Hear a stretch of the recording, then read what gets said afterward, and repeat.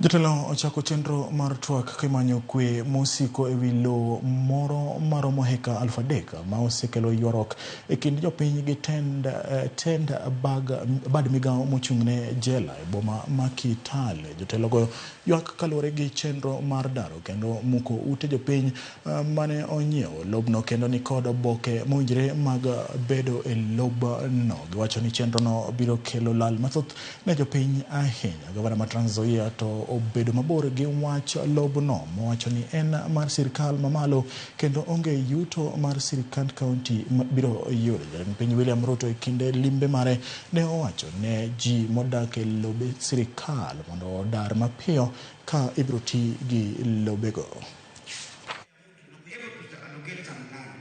He did not demolish. Imekuja kupeanwa and we would wish that nafasi ni yako. Tunawategemea. Na rais akakuja pale kwa bus park. Watu walikuwa karibu 4,000 pale. Na rais akasema kwamba wale watu ambao wamenyakua shamba ya prison, sio ile ambayo iko town, main prison yake 3,000, eka 2,700 imefanya nini? Imeibwa. Wale ambao mmenyakua mko na mambo matatu. Sio mimi nilisema. Ni rais alisema kuna mambo mangapi?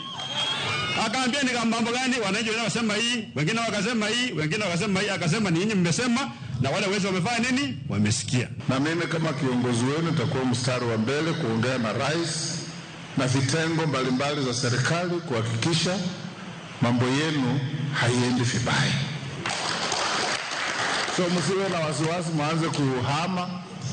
We need you in Kitale. We need you in Trans Nzoia. Trans Nzoia is the granary of Kenya.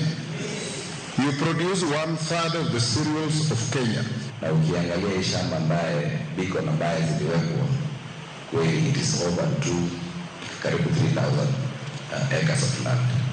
Na kweli ukifuatilia historia ya hii shamba vile nimefuatilia, unaona ya kwamba hawa wakazi wa hapa kwa hii shamba ndio wako na